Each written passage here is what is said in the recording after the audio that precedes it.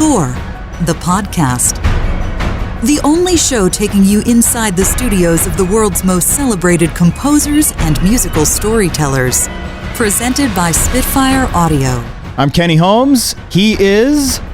I'm Robert Kraft, and I just listened to our intro and thought, we have to change it. It has to say, inside the homes and studios of the most celebrated composers and co-hosts. And rock stars. Oh, man, and rock stars, because we got one this week. A genuine... We got three. We have three rock star turned composer guests. It's a double guest show, but there's three composers, so it's a triple guest show. We're loaded. This is Score the Podcast.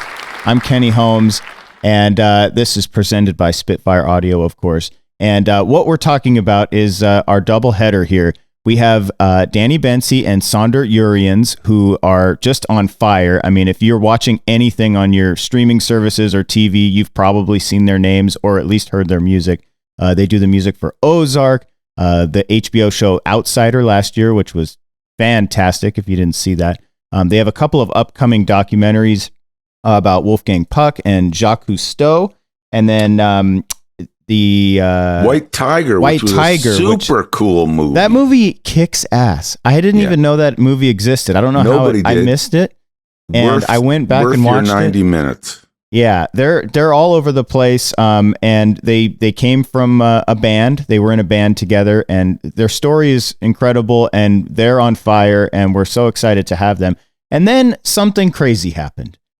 We get this email about a month ago from an old friend of Robert Kraft, who just happens to be Serj Tankian, the frontman for System of a Down. He's an incredible artist of so many different types of art. I mean, he got into painting recently. He fell in love with the orchestra. He went solo aside from System of a Down and started doing his own solo records with using the orchestra. Now he's film composing and has been, but he's really he's jumping on the scene now. He's working on a couple of projects that we don't know what they are yet. They're under wraps, but he's going to blow up in film music. And we wanted to introduce you to Serj if you haven't had a chance to hear an interview with him.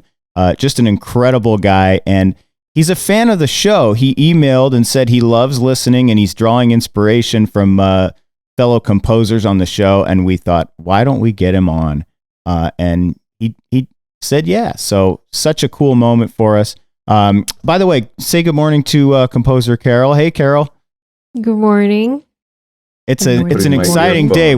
I'm pumped, you guys. I don't know about you, but I have been a fan of System of a Down since their first album. High School Kenny went out and bought the album and was it changed my musical world. I was very much a hip hop guy, and System made me totally fall in love with a different genre of music.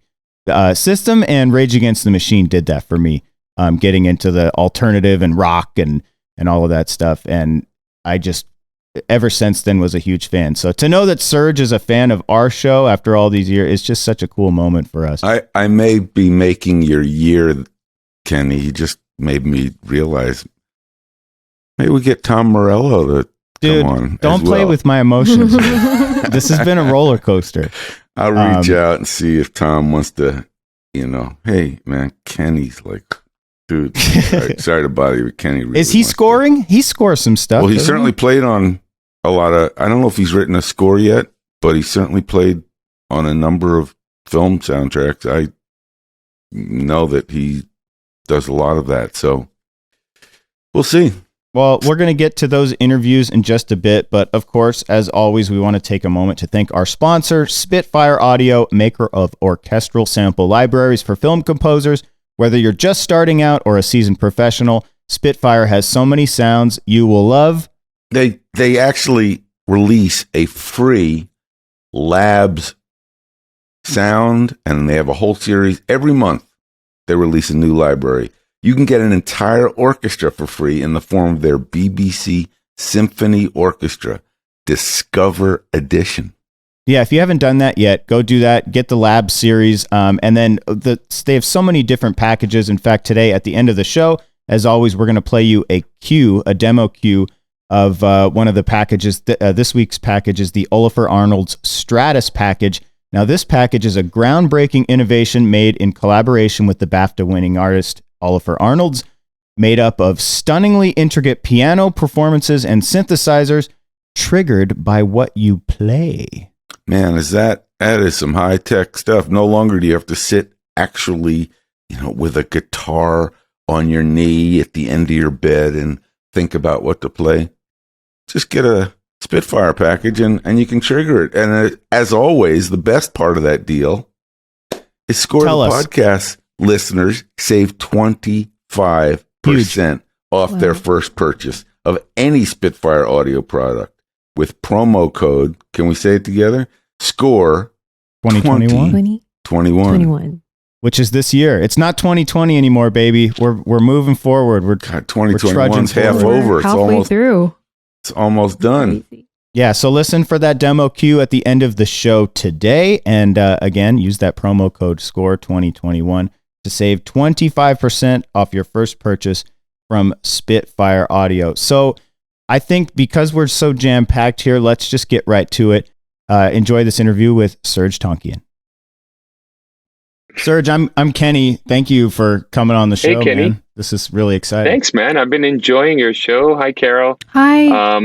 Great to meet you. I've been really loving it. Like I hit up Robert like a month or so ago, and I'm like, I just discovered it. I didn't know it was around, and I just realized you've been putting on shows for since 2018. So on my daily walks, drives, everything, it's you guys now. Wow. That's so awesome. And then I told Kenny and Carol, you won't believe who just wrote me, who's been listening to the show, and their response in big caps was, "Oh God, get him on the show!" Yeah, how could we not? That's man? awesome. I mean, I feel like we should just guys. get started and we can have a discussion here. But joining us now, he's a Grammy-winning songwriter, frontman for System of a Down. He's also a rising star in the film composing world. We're so thrilled to have Serj Tankian joining the show today. Serj, thank you for coming on Score the Podcast. How you doing? Thank you, Kenny. I'm doing well. Thanks, brother. Yeah, just busy, running around. Busy is good. And Serj, always great to see you. Great to see you too, Robert. We've known each other for tell us how you guys met. I think, Serj, would you tell us? Because I'm not sure I remember correctly, because I don't know if it's when I was in the audience watching you thinking, oh, I got to meet this guy, or where did we meet? We met, I mean, I could be wrong. We may have met before then, but for sure we met in your office at Fox with all your music department people who I knew. In 2000, I want to say it was 2008, I had just put out Elect the Dead Symphony, and Elect the Dead, the record, and just started working with Warner at the time, and walked into your office because obviously I've been interested in composing for film for a long time and have been doing it now for a little bit. So I walk in and you're like, hey, so welcoming, and we sit down, we have a great chat.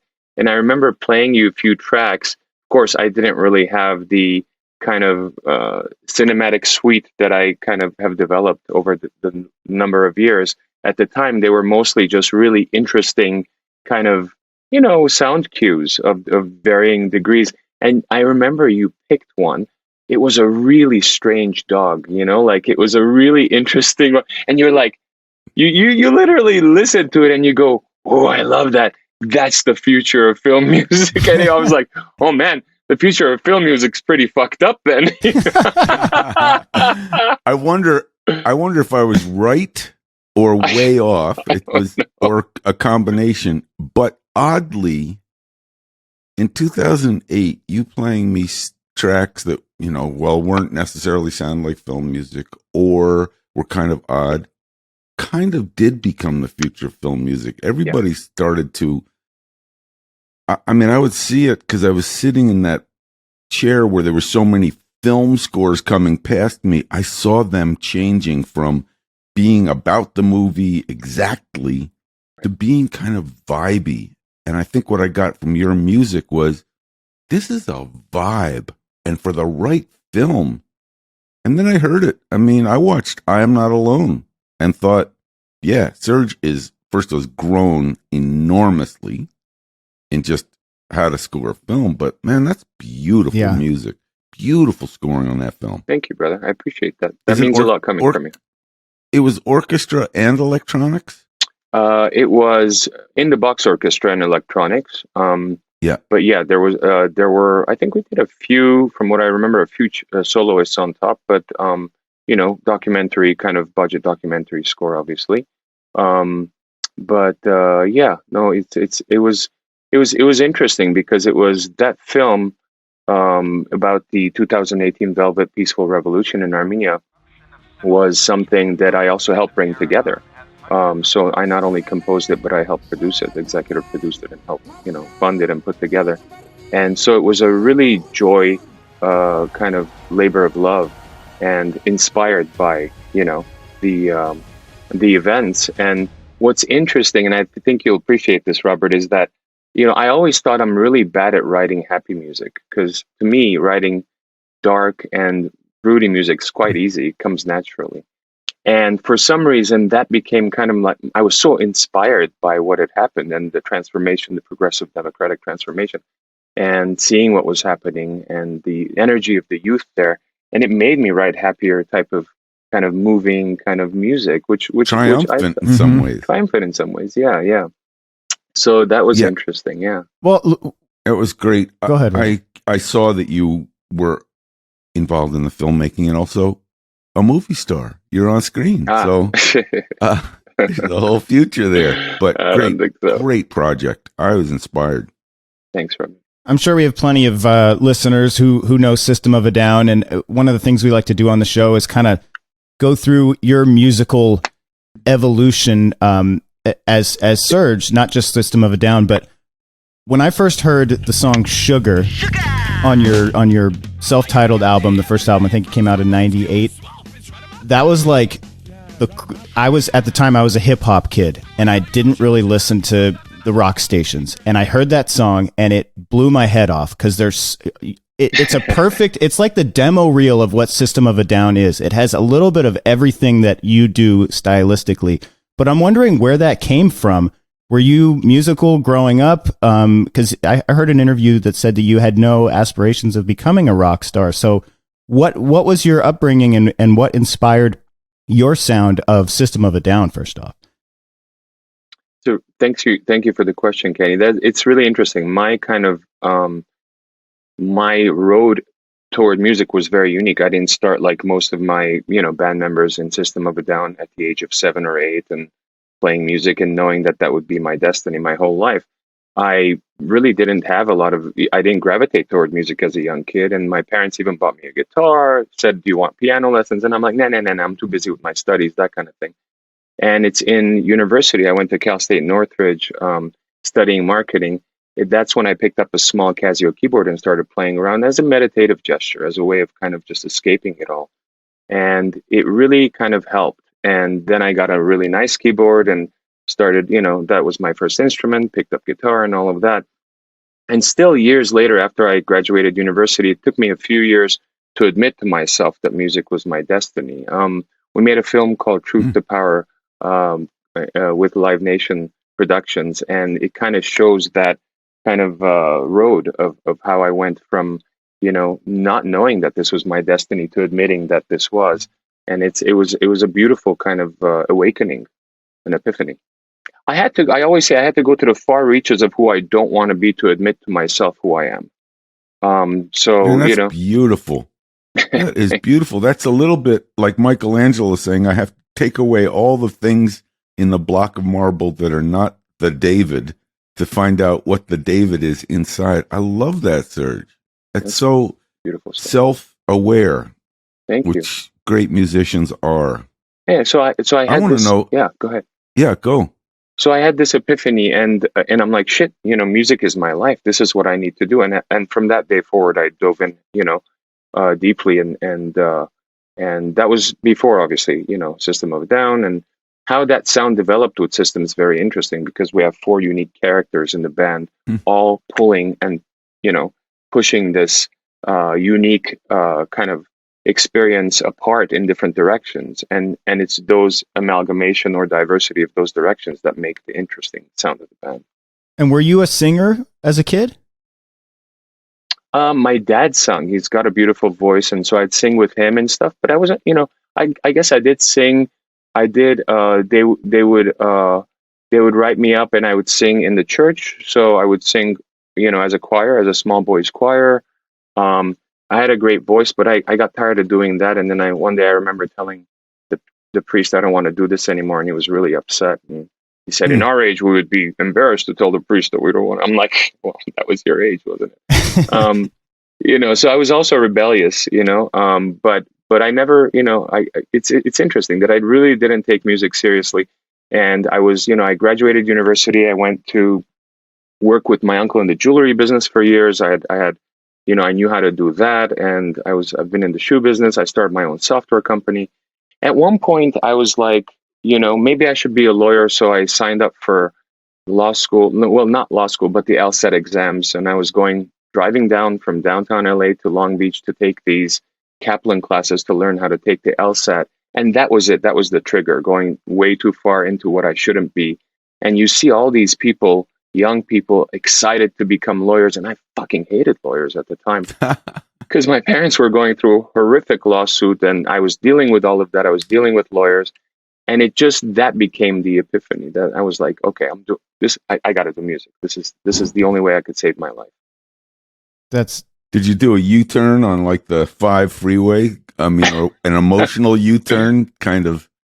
No, but I skid. It was a rainy night. It was very dramatic. It was a rainy night. It was like late at night after these Kaplan classes in Long Beach. Driving home, I was on Laurel Canyon going up the hill, and I had a Jeep Wrangler at the time, and I skid. I literally stopped. I banged my fucking, steering wheel, and I'm like, I'm going to fucking do music. I'm going to fucking, I just literally screamed. And that was it. And that changed my life. Some people don't have as dramatic of a realization, but that's the real deal right there. Yeah. Or as dramatic of a result. Yeah. Because a lot of people may be in Laurel Canyon at this very moment banging the steering wheel and saying, I'm going to fucking do music. But not all of them then go out and create a worldwide sensation. So you were destined to have that moment. And then thank God you did, because, so many people have responded to and been influenced by you. Yeah. So thank you, Robert. Yeah. That was a great revelation. Indeed. I think I was always interested in your progression as a musician, and also moving into film music. I always thought that was such a natural step for you, or a natural inclusion in your efforts. The opportunity to work with an orchestra came in. I was on tour with my backup band doing my first solo album, Elect the Dead. And I remember I was in Seattle, and I got an email from a friend in New Zealand, Bo Ranga, who's an artist herself. And she said, I've got an interesting proposition for you. The head of marketing for the Auckland Philharmonia Orchestra wants to do something with you, a project, a show, something, And I remember just going, okay, I'll deal with this later, running to a show, sound check. And I remember the tour ended a few weeks after. I was sitting on the couch on a beautiful sunny day in LA, and I looked at the email, and this excitement poured over me. And I'm like, I got to do this. I don't know what I'm about to do, but I got to do this. So I started basically, and the way was I stripped the songs down back to piano or acoustic guitars and started writing very easy, kind of minimalistic string and some brass arrangements. They got a wonderful co-composer for me to work with, John Psathis, who's still a friend, and we still collaborate. And he works a lot he's in New Zealand, and he works a lot with orchestras there. And so I worked with him the first time around, and we did this show in 2009 at the Auckland Town Hall with the Auckland Philharmonia Orchestra. And we made a CD DVD that we released on Warner at the time. And it really changed, again, my musical vision. It made me fall in love with the orchestra. It made me fall in love more with film music. I mean, I was already listening to film music, but it made me really kind of go in that direction.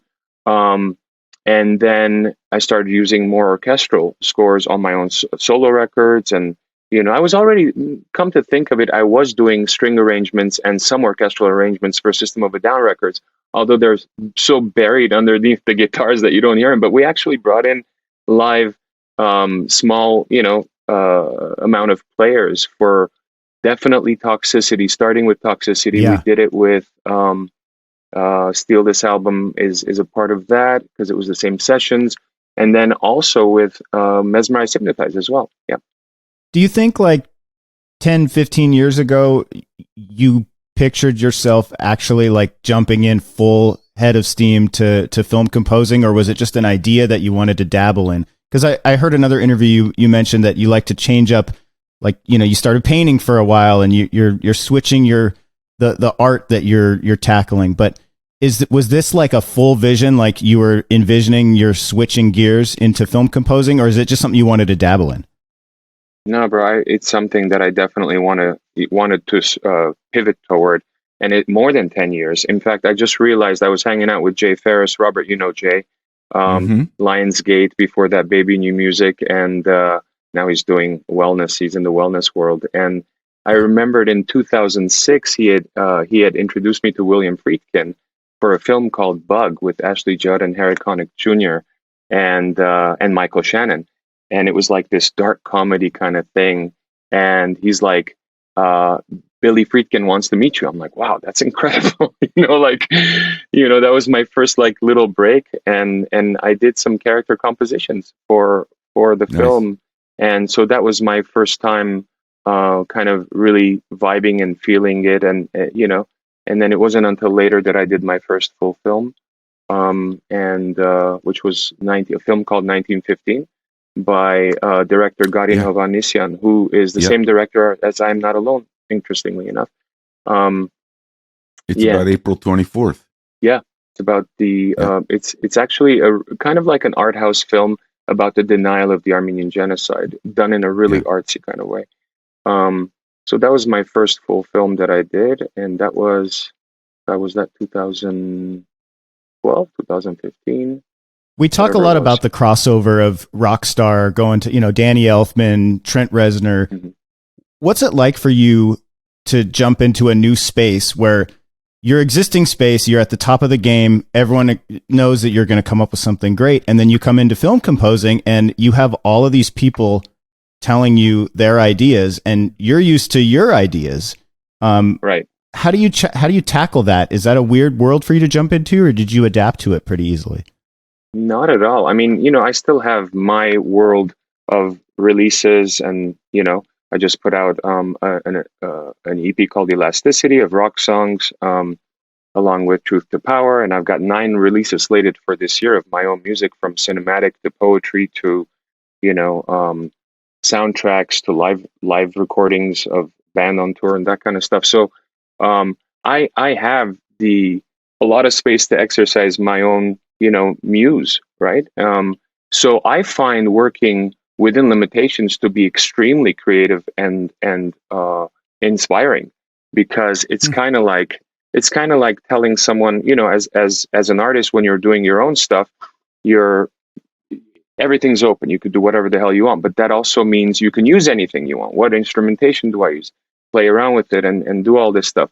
Whereas if you tell me you're going to write a whole film on this small Yamaha keyboard, or just using this bottle, right? Nice. I'm like, fuck, that's going to be interesting. That's going to be exciting, because that limitation makes you more creative. And for me, I'm the type of artist that has always wanted to make diverse type of records, each one completely different. Well, that's my dream come true with film music, because each director wants a completely different type of music. Each film requires... You just articulated what I love about film music. People say, this sounds like movie music. I hear that all the time, and I want to say, what is that? Movie music? What is, that could be a polka. Yeah. It could be a bluegrass song. It could be a orchestral piece. Movie music is everything. So, right. Yeah, absolutely. But I think your style and organic sensibility is so suited to movie music. That's what I've felt. Thanks, Robert. Oh, definitely. Right now, dude. Yeah. No, you're I'm loving it.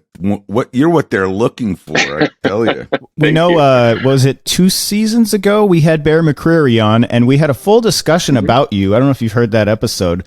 We were talking about System of a Down, and then freaking Bear, like 6 days later, releases a single with you for Godzilla, and he couldn't say anything on the show, and we were like, oh, we had no idea, but you came up organically. What's your connection with Bear McCreary? How did you guys meet and collaborate on that? We met through an agent friend that I was, I've been kind of meeting different agents over the years, and as you do in the business for film scoring, and he represented Bear and introduced us. Bear, I liked his music, and Bear also was a System fan, so we connected and became friends. Bear's half Armenian actually as well, so we share ethnicity as well, and so we kind of hit it off, and so we're always like hanging out and having dinner, having lunch. And one day he calls me, he's like, I got a crazy idea, and I'm like, okay, let's hear it, and he's like, the band has never, a Blue Oyster Cult never allowed any film to use the song Godzilla for any of the Godzilla. But I think if we do a cover, the studio is going to love it. The director is going to love it. And I think the band's going to, you want to just play around with it with me? I'm like, sure, too easy. Let's do it, Wait, so did you guys do it before you had permission? Mm-hmm. Wow, that's a gamble. I love it. Yeah, he pitched it basically. Yeah, we did a demo. He pitched it. They loved it. Band went for it, luckily, and it worked out. That's great. Yeah, I really love that moment you just described, which is when Bear called you to say, I have a great idea, because we all know there are moments in our lives when you're driving, you're making coffee, you're doing anything, and you go, oh, wait a minute, you know what would be cool? I'm going to call, you have that moment. I wonder what it was that made him think, I'm calling Serj. I have this idea. If I put together the Blue Oyster Cult thing and Serj, it might work. And so there's something wonderful about that, and it all worked out. I wasn't driving or having coffee. I was in a kids park, Robert, and they were getting wet. It was summertime, and I was on the grass. The phone rings. I'm like, Bear, hey, what's going on, bro? He's like, what are you doing? I'm like, I'm at a kid's birthday party with water everywhere. What are you doing? So, yeah, it's cool. And it's cool to experiment. It's good to try things and work with different people and collaborate. It's fun. Yeah. Do you draw inspiration differently with film music to writing your system music or your solo stuff? Absolutely. I mean, look, with film music, you want to understand the vision of the director more than anything else. You want to have him articulate what it is, or her articulate what it is they're looking for. And the more you define that, help them define that, the easier it's going to be for both parties. And I like when before picture, I like kind of developing a few thematic concepts, a suite of thematic concepts, so that I can see if I'm in the ballpark after a conversation with, the creatives, to know that, okay, is this what you're looking for? Because you said you really like cello, and you like, and you want the sound to be like this. Is this the vibe that you're, or am I off? Because once you narrow down the tone of the film, you're halfway there. I mean, maybe not halfway there, but you kind of, that's the tough part, right? Understanding what that tone is going to be.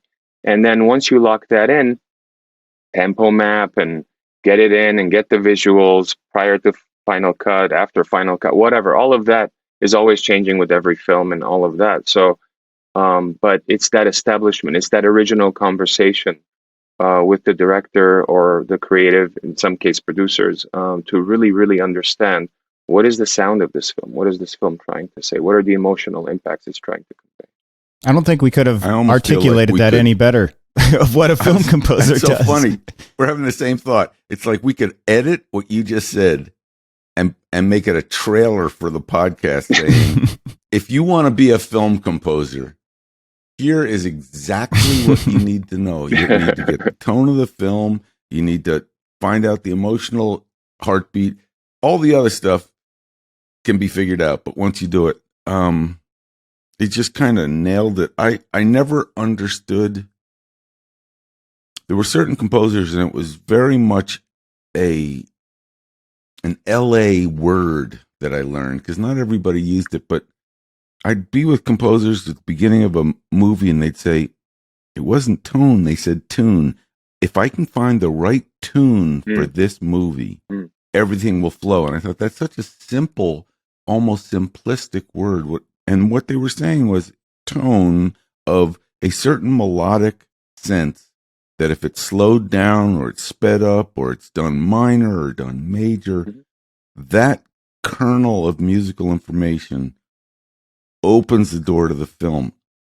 But I think what you're saying is actually very contemporary, which is it's no longer just the melody.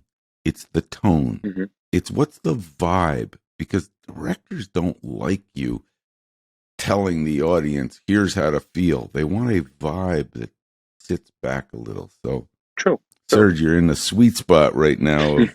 Oh, I wanted to ask you about this because we talk about licensing and different stuff, but Secret Life of Pets, your song Bounce gets used with this, prissy dog who's the family leaves and the song comes on and she starts headbanging. And that song is a part of the soundtrack that has an Alexandre Desplat score. I'm just wondering, are you involved do they call you and say, we want to use this? How does your music end up in a big movie like that? Do you have any say in that? Of course.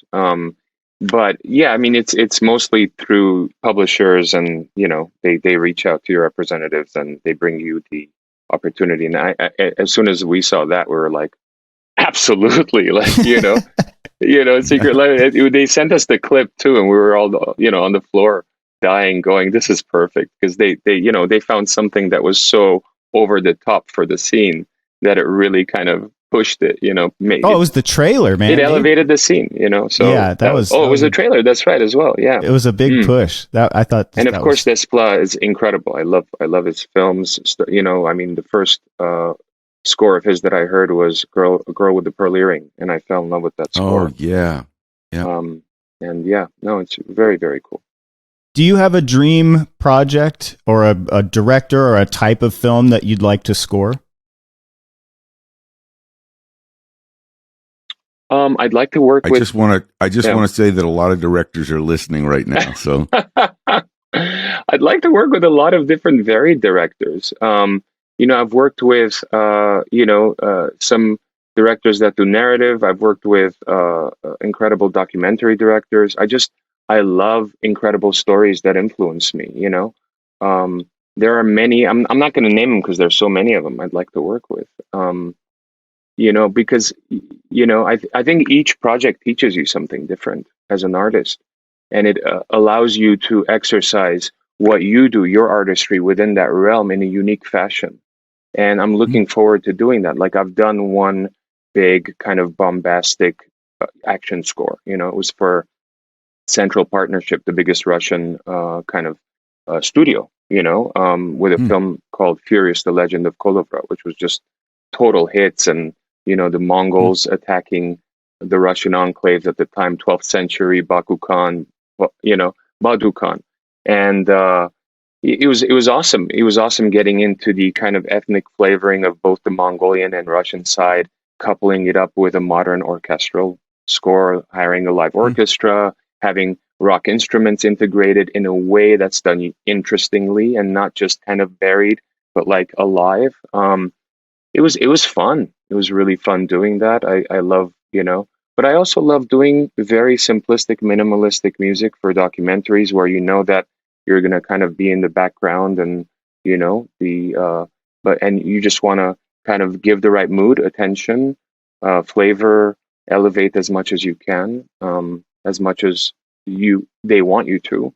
Working with Joe Berlinger on a number of films. He's made a bunch of films from Metallica, Some Kind of Monster, to the Paradise Lost series, and working with him on a new documentary series now for a large streaming company that I can't name confidentially, and cool. And some other, and some other. 6 days from now, I know. I was going to say the collaboration with Bear and Serj Part 2, featuring Bear. right, featuring Bear. Oh, that's great. That's fantastic. It's cool. Of course, I have to ask. It's been 16 years. Is there ever any thought to another System album? I know you guys have done a couple singles for different things, but Yeah, we put out 2 songs last year, "Protect the Land" and "Genocidal Humanoids." We were all kind of stunned by the attacks on September 27 of the combined forces of Azerbaijan and Turkey on the Armenian enclave of Nagorno-Karabakh, Artsakh.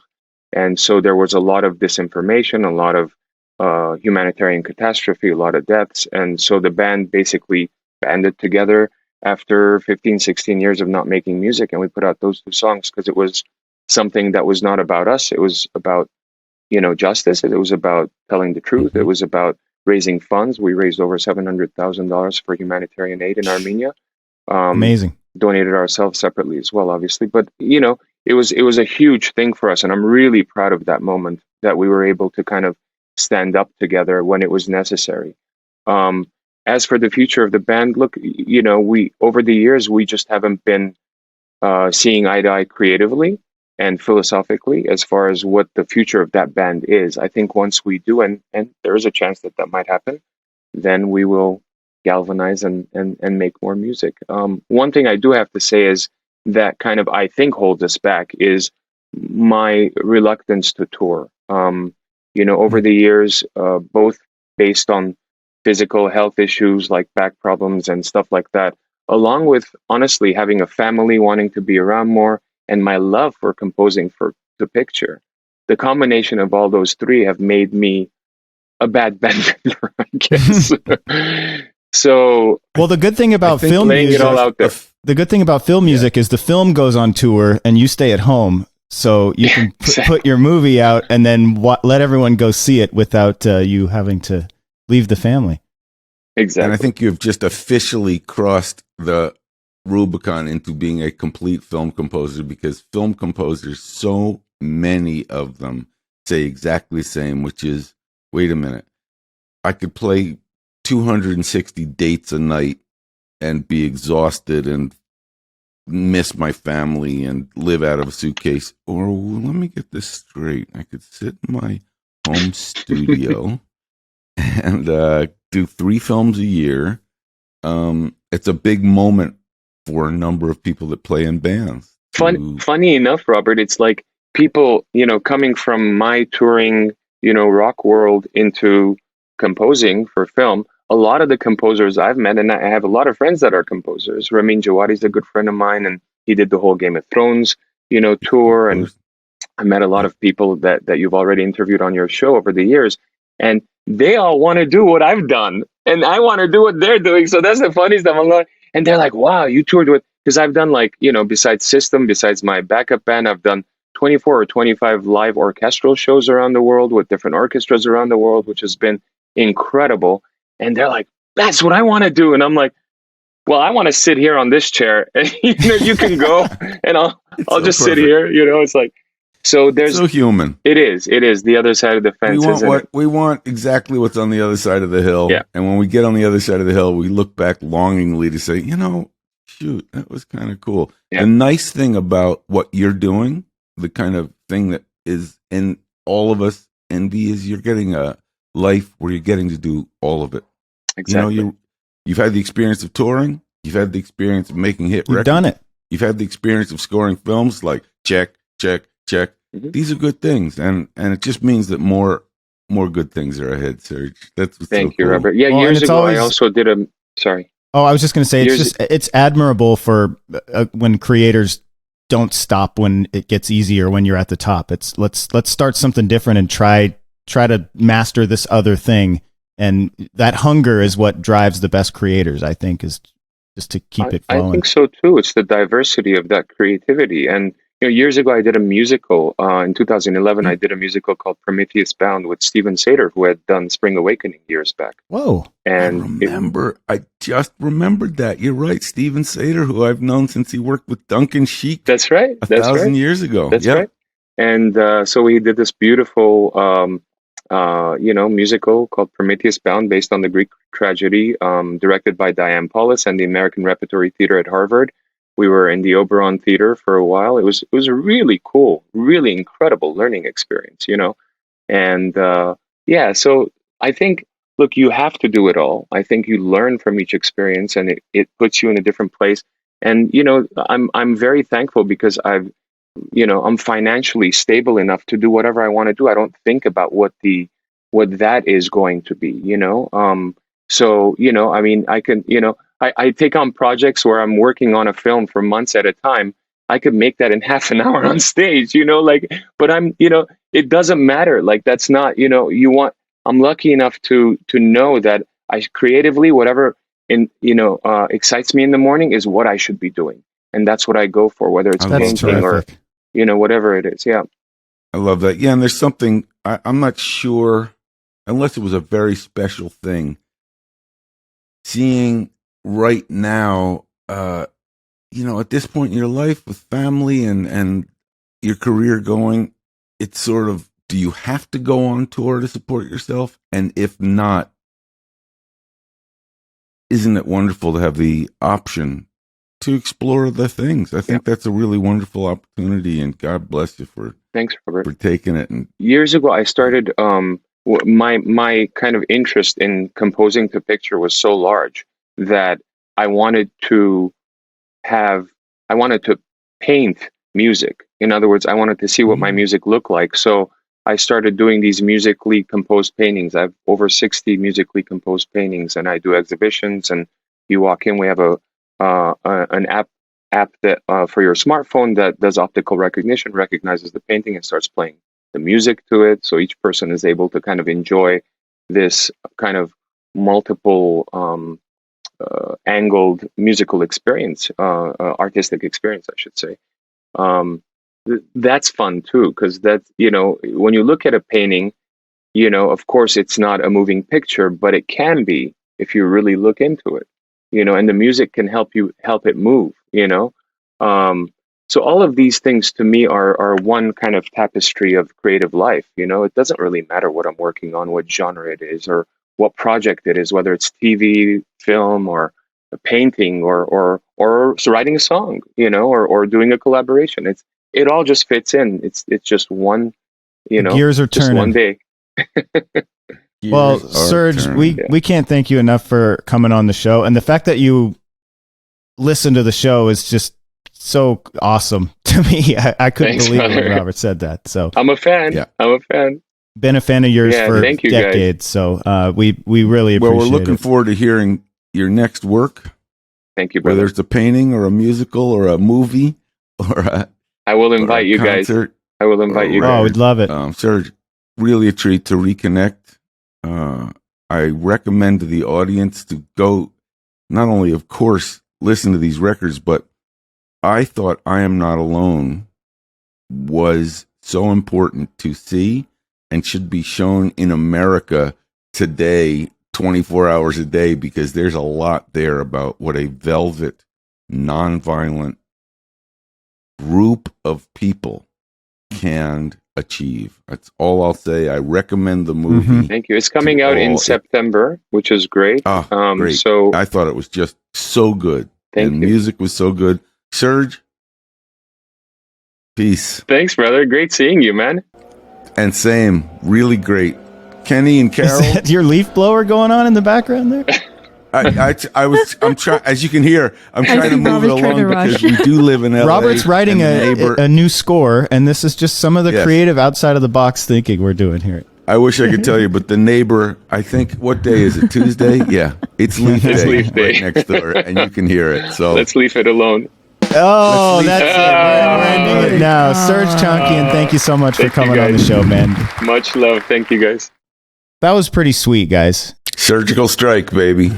Surgical strike. And as you guys know, Elva, my wife, that's her favorite band. She lost her mind knowing that he was on the screen in our house. So that just what a cool time. And I will say too, I didn't even know about this, the Elect the Dead Symphony album. So Serj went solo. He has his album Elect the Dead, but that project he was talking about that he did in New Zealand, in Auckland, go listen to that. It's not like System of a Down. It's beautiful. And his writing for orchestra it's amazing. I mean, I remember when I first heard Metallica S&M, it's just like a game changer. And he did a very similar thing. But if you pit up the Elect the Dead album next to the symphony, it's like completely different. The Metallica ones, you can pick out the songs and know that it's, still Metallica, but it sounds like a completely different genre. And then with Serj's voice in there, it's fantastic. Go listen to Elect the Dead Symphony. It's on all the streaming services, and they released it on vinyl. Mine's on the way. I can't wait to get it.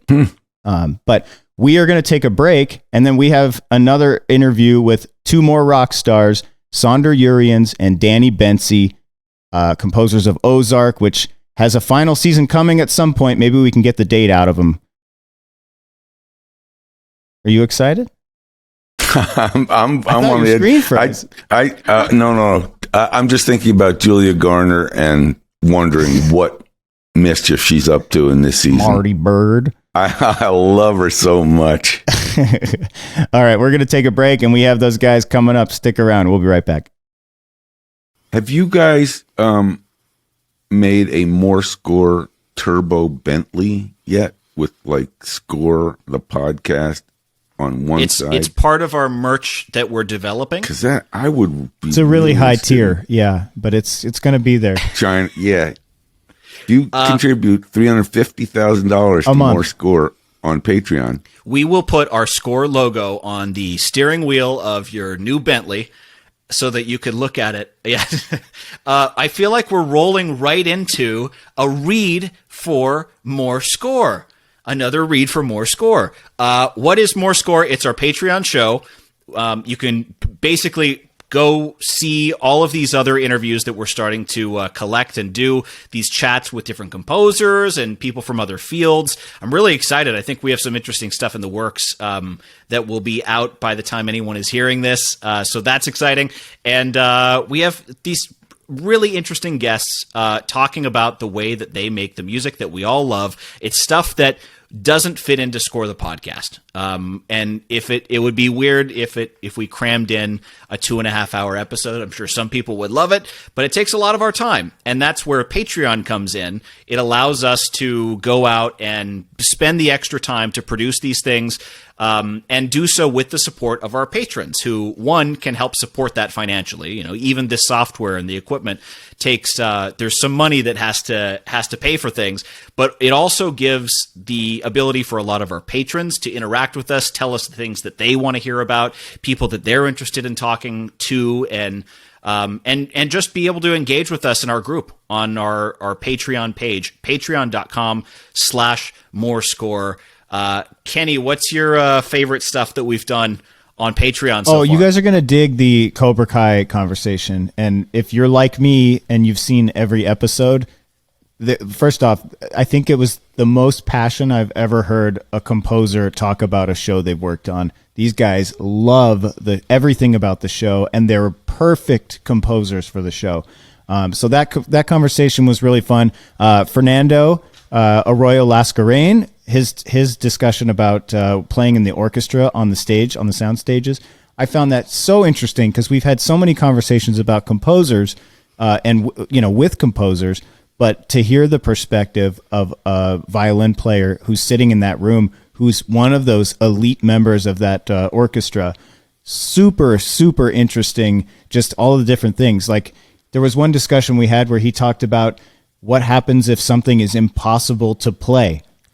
And I've always wondered that. What if the composer writes something that's too fast and they're not a violinist and they don't know that that's not possible? And like that strings group has to figure something out to make it work, and fast, because time is money in those situations. So I don't know. There's hours and hours of content already available, and we have a lot more coming up. I know Robert has a couple of things on the books with some other avenues of filmmaking regarding sound that I really can't wait to hear your conversations, Robert. So I don't want to tease too much in that, but there's a lot of stuff on the way. It's part of the 360-degree view of the entire world of film music.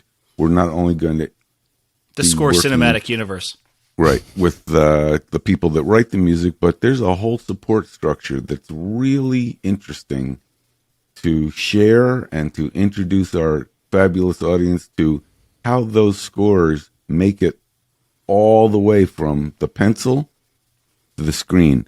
I think I just wrote the title of my autobiography, Robert Kraft, From the Pencil to the Screen. It's important to note about... You better get to work, Robert. You got to get writing. I was just going to say, it's important to know about More Score, too, that this is going to be something that's year-round. So when our season of Score the Podcast ends, we see everybody's comments. When are you guys coming back? When is the next season? Well, that's never going to happen again if you're a part of More Score. We're going to have episodes for you all throughout the year. And we're also taking suggestions. You can message the inbox, and if you have someone you think we should talk to, or a type of different craft of filmmaking that you want to get a little insight on, we can do it. So it's very that interactive. Might be another good title. It's a lot of fun. The Craft of Filmmaking. Yeah, and this is a way for us to make a year-round season. There's no commercials. It's not a sponsored show. So the way we're able to do it and the time we spend on it is from your support as a patron of the show. So that's kind of the backstory of it. And we hope you join and give us your ideas as well, because it's a lot of fun. And again, year-round, can't beat it. There you have it. More Score. It's patreon.com/morescore, or download the Patreon app. Super easy on your phone. You just create an account there and search for More Score, and we will see you guys there. Oh, hey, it's Benjamin Valfish. You're listening to Score the Podcast. Back to the show. Welcome back to Score the Podcast, presented by Spitfire Audio. I'm very excited about our guests today, and we don't have very many tandem guests on our show. It's a rarity for a lot of these composer duos nowadays, but these guys are absolutely crushing it. Saunder Jurriaans and Danny Bensi, thank you guys so much for coming on the show today. Am I saying your name right? The J is actually pronounced like a Y, Jurriaans, but I always let people go with the Jurriaans because it's so complicated. But we might as well just go correct them since we're there. I want to know what it's like to be an overnight sensation after 20 years in the trenches, because I feel like there was a period in this last year. Of course, all of us sat home on our couches and watched everything, where there was a moment I was thinking, wait a minute, that's the same pair of guys that just scored the thing I saw last night, and that's the same pair of guys that score. And I thought, what? They've just blown up. Here I've been doing this for a minute, and you just showed up, whether it was Ozark as the key or whether it just, the wheel spins and it comes around. And then, of course, I realized that we did something together 10 years ago. Oh. And that's where I said, I was waiting for you to say, oh yeah, man, you don't remember? But what does it feel like? I love the idea in show business that it takes 20 years to be an overnight sensation. It's a Frank Zappa quote, but has it felt to you like there's some momentum that is new?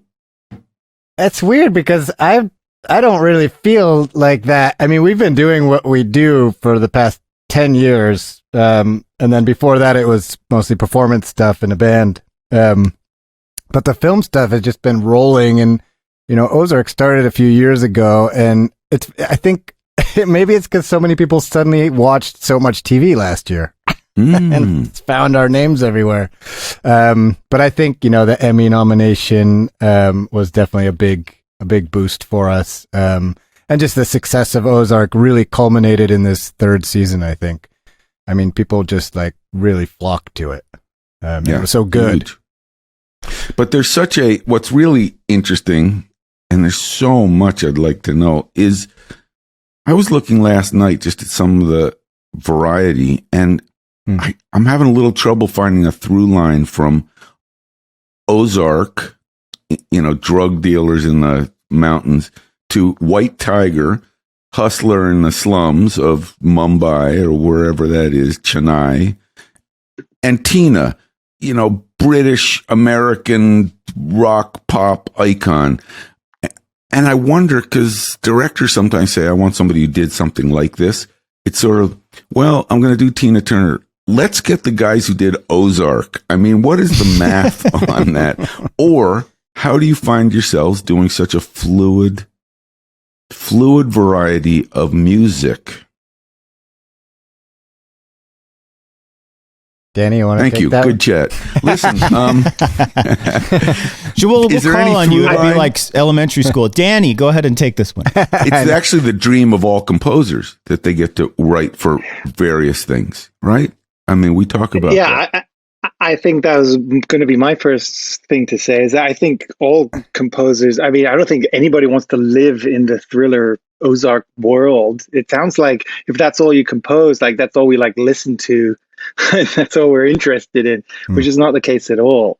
I think sometimes like with a film like Tina, like documentary, I think maybe we're trying to force a hand, maybe like a card, like to do this sort of impressionist piano cello thing for some of it, this like classically inspired impressionist music, and like there's probably 20 good styles of music that could have fit for Tina, but maybe we push that one a little bit because we have an affinity towards that kind of music. We're always sort of trying to write it and see where we can put it. And I think composers kind of do that in a certain, to do what you know well or whatever you want to experiment with, and then try to put that into a project, so you can see it flourish and see how it works.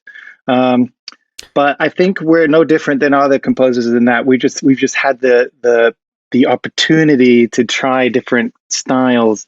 I think we just were speaking with Dave Franco, who we did The Rental with, and he's doing a new film, which is going to be completely different. And he's like, I want to see what you guys do with this genre that you wouldn't think Danny and Saunder would normally do. And we were like, thank you very much. That's exactly what we would love to hear and love to try to do. What a gift. What could be more? Yeah, it's a real gift. We got quite lucky very early in our like film composing careers in that we did, Martha, Marcy, May, Marlene and Enemy and stuff very early. But not just that, we did The Amish, which was a PBS documentary, and a bunch of other documentaries kind of right at the same time that were all, so we had this kind of thriller, weird, avant-garde aspect to our music. But then we really were able to kind of, explore our more kind of emotive, I don't want to say straightforward, but like a little bit more traditional side of film scoring. So we kind of started with that branch. That documentary stuff was maybe not as heard by people, but we had it under our belt. We had it in our library, so we were able to kind of use it throughout, these past 10 years. It's unique to have that. It's usually so much the opposite. You're hired because you do action movies, and then after we were talking about it last night. Just the composers that do action movies, and all they want is a little kind of searchlight, intimate drama, and you think, well, you're having this huge career. But I think it's so interesting. I also think geographically, I was thinking about how Ozark could have been Deliverance, and White Tiger could have been A.R. Rahman. And you took those scores, instead of just saying, here's the obvious ethnic components of the music. I really like that you sort of show what film music can do. And it's so creative. And I know it comes from your love of Iron Maiden, which we read about. Where did you find let's that? get into your backstory a little bit, because we're always fascinated by the composer duo aspect, where I'm sure both of you guys could easily go solo and crush it. But there's something that keeps you guys together, and it started early. You guys were in a band together, but what drew you guys together initially for our audience who hasn't read your bios and everything? How did you guys connect, and at what point did it get into film music? Well, we met in 1998, right, Danny? Yeah, 1998. Something like that. At RISD, I was at RISD. I did a year there, and then I dropped out to play in a band. My freshman roommate turned out to be Danny's best friend from middle school in Europe. And so Danny was living in Boston. So Danny would come down and visit us and hang out with us. And we just very quickly, I mean, we were both musicians, obviously, and we both just hit it off right away. We liked the same music. We grew up with the same music. We were into the same things at that time, like we're really into Radiohead and stuff like that. Kind of, we just like the kind of more progressive kind of stuff. And then Danny would come and sit in with the band I was playing in. And just from there, we just kept playing, and we did little weird projects together up and through the early 2000s. And then we started the band in New York. We both moved to New York at the same time in around 2000. Were you writing together at that point? Yeah. Writing songs for Priest Bird?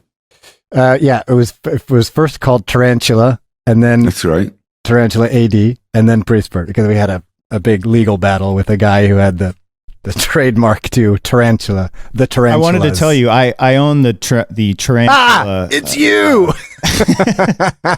We're coming. No, that's interesting, Kenny. Though. I mean, you just think of it a cool band name, and then oh my god, don't even. The idea of being like, well, hey, what if we make it big? We got to change the name because we could do a whole podcast on that subject. It's a total nightmare. Band names are a total nightmare. Same with websites. Can I ask, just because I like to envision it, where were you in Manhattan, Brooklyn? Where did you move to? I was in Brooklyn. Danny was in Manhattan. Where in Manhattan? At the beginning there, I was living with my best friend from middle school, and we were actually down in Tribeca, not far away from the World Trade Center. And I moved there in September 1st of 2001. No way. Oh, wow. Yeah.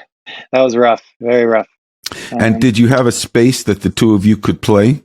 Did you have a rehearsal space? Yeah, I lived in a big loft, like 2-floor loft in Bushwick, which is now would be priced out of. We had like 2,000 square feet, and I think we were paying like $1,700 a month, which is like crazy. So at this time, were you guys was film music on your radar? You are chasing a rock star dream. You guys had a band. The album, by the way, I listened to some Priest Bird. It's rocking, and you can definitely hear the inspirations of some of your scores in there. A lot of that percussion stuff. Yeah. But when if we can fast forward a little bit, what drew you to film music? Were you paying attention to it at all? Or did somebody just say, hey, you're musicians, can you help me out with a project? Because we see that a lot with musicians.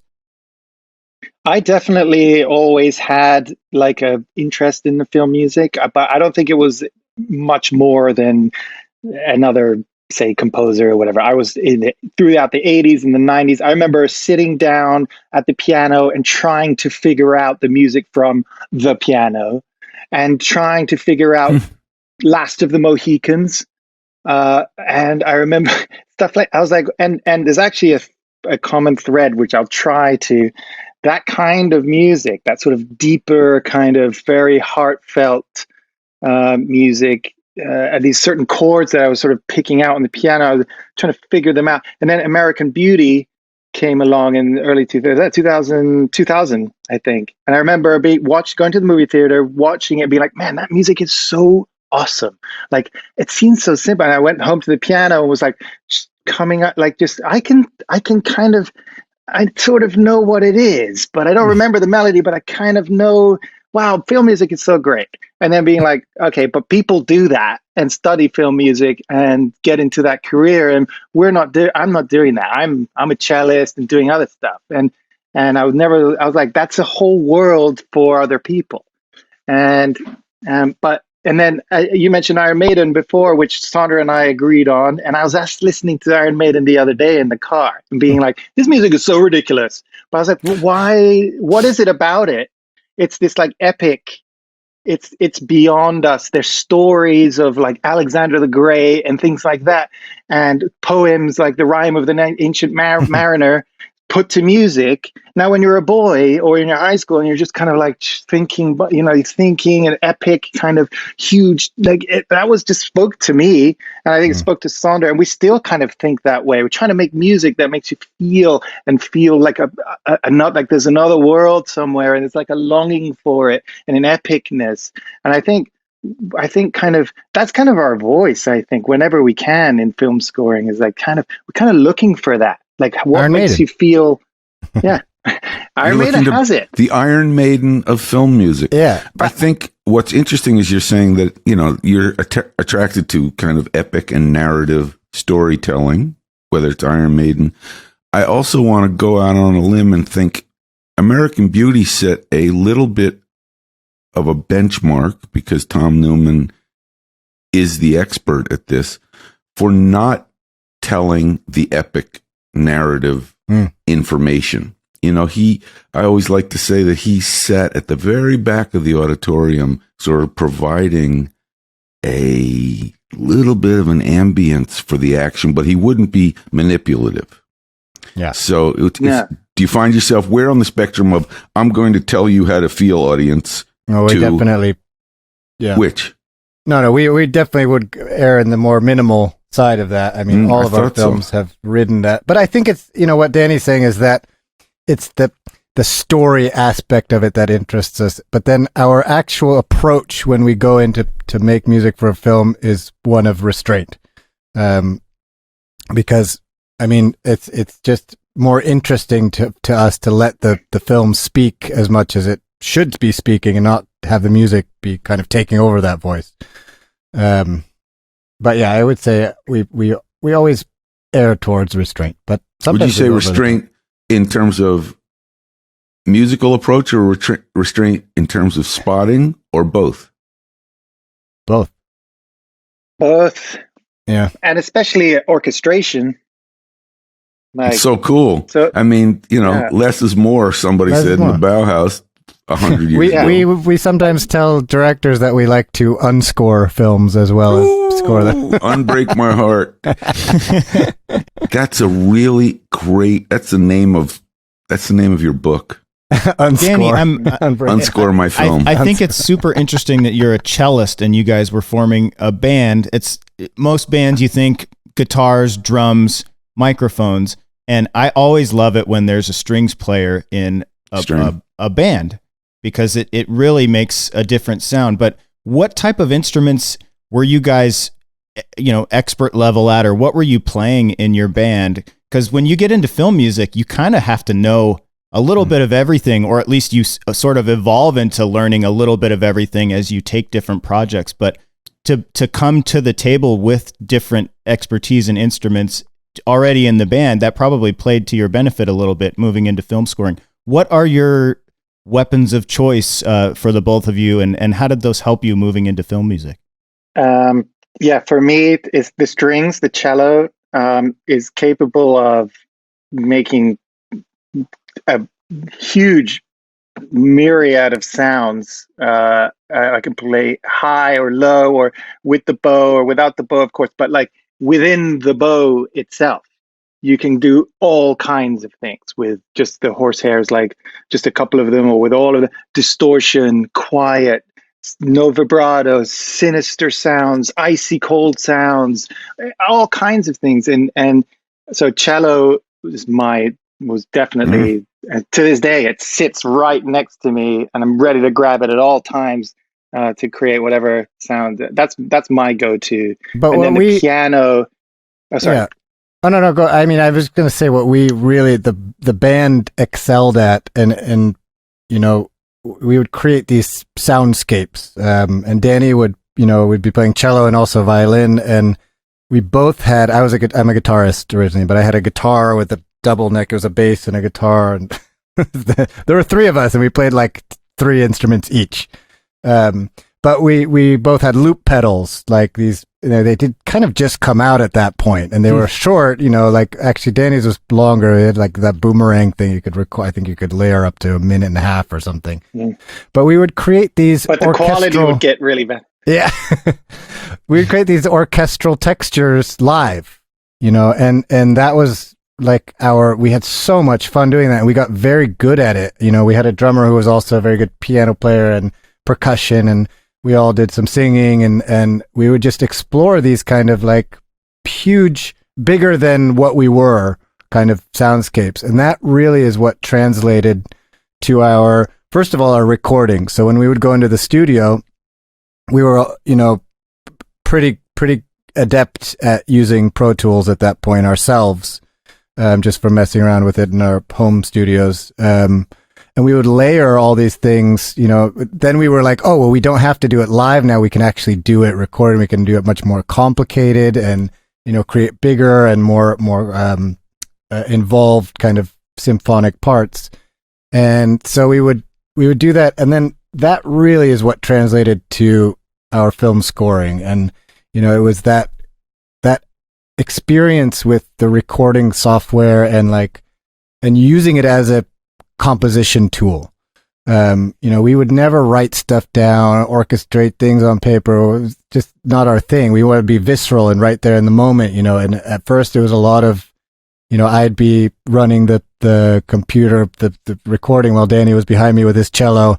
Okay, Danny, now play a weird second over that harmony, and okay, now we'll erase that and move this over there and that over there. And there was a lot of editing, and we would just kind of riff. It was almost like a improvisational recording, and that's how these first kind of movies got started. We were asked by a friend of mine from RISD, actually, Alistair Banks Griffin, to score his first film, Two Gates of Sleep, and it was just us in my Brooklyn living room. You can hear garbage trucks go by and stuff, and just layering strings and percussion and whatever else we had in the room forever, and then we would go back through and take stuff out. But it was really that experience of recording, and then our kind of our drive to create these big orchestral textures that spilled over into film scoring. And it was an accident. It wasn't something we pursued. It was just, Banks had just kind of asked, you guys want to score my film? I feel like you could do it. And we're like, okay. And we had so much fun. What did you think of it? The process? Was it intimidating to you? Were you doing it by the book? Because there's a lot of we still technical stuff to score a feature film, and I think everyone kind of has that like, oh my God, what is click? How do you do this? And the first time is always that you just kind of dive head first and kind of figure it out. But did you feel intimidated by that, or were you like, this is kind of what I want to be doing from now on?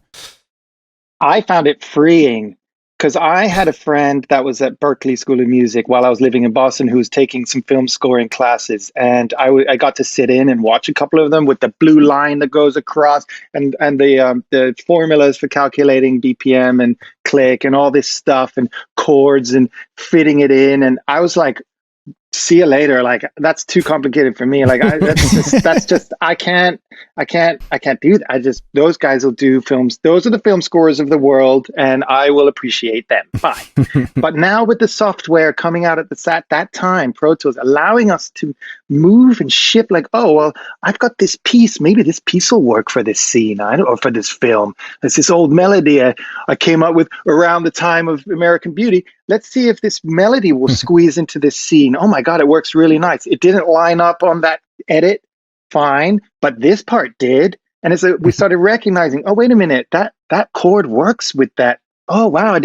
I never even knew that. And so we started to learn and be like, well, let's just move that note a little bit. Does it still sound classical and beautiful? Yes. Great. We moved it. Now the scene is done. And like, we just made a piece of film music, send it to the director loves it. And we come back, we're like, well, we kind of cheated, but we used Pro Tools and we're using our the things available to us. And it's, as long as you know what's still musically acceptable and elegant and beautiful and textural, I feel like sometimes that gets a little lost in film scoring. Like, it's just like, fit it in and we didn't use a click for, at least like 2 or 3 years into our career. And then there was some, we started working with orchestras and we were like, oh, fuck, what do we do? This is a total nightmare. To give you a good example of kind of the way we started scoring films and kind of how we still work sometimes now, but like Enemy, for instance, was a super fun project, but we went into it. We had a budget for orchestra. We had never worked with an orchestra before. We hadn't even considered that we might work with an orchestra in our whole lives before. And we were like, oh, okay, we're going to do an orchestra. And we ended up writing a bunch of music very early in the process. The edit wasn't even finished. And I think we had there were 2 pieces that we had sent, or 2 or 3 pieces we had sent to Denis, and he was, oh, I love him. And we were like, okay, let's go record him. And this was like really early in the process. And so we went and we recorded the whole orchestra, but in pieces, like basses, cellos, like violins.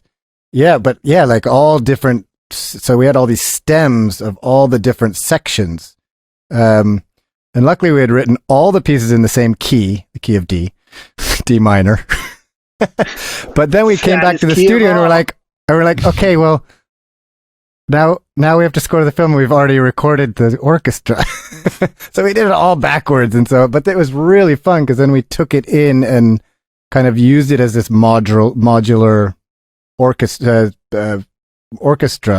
and then recorded Danny's strings on top and other percussion stuff and brought people in later. But it was that kind of like non-traditional process that and that we still try to incorporate today. You know, sometimes now we're a little smarter with some things, and we'll do, if we have an orchestra, we'll usually do it towards the end.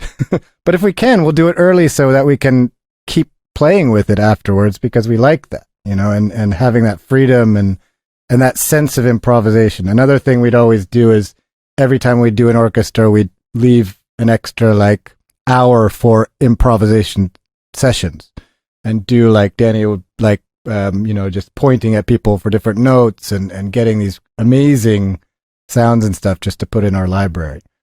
That's brilliant. I haven't really heard of that. We shouldn't tell anybody about that. You're anticipating, let's not tell people. You're anticipating the way that films almost evolved into being scored.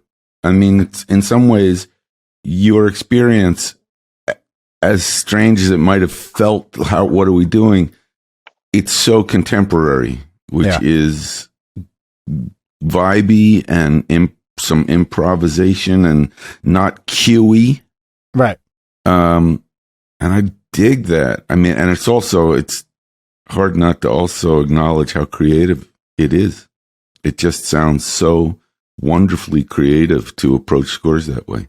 Yeah. While we're still on the subject of the orchestra, I do want to ask you though, just as coming from the band world of things and hearing an orchestra play your music for the first time, what was that like for you?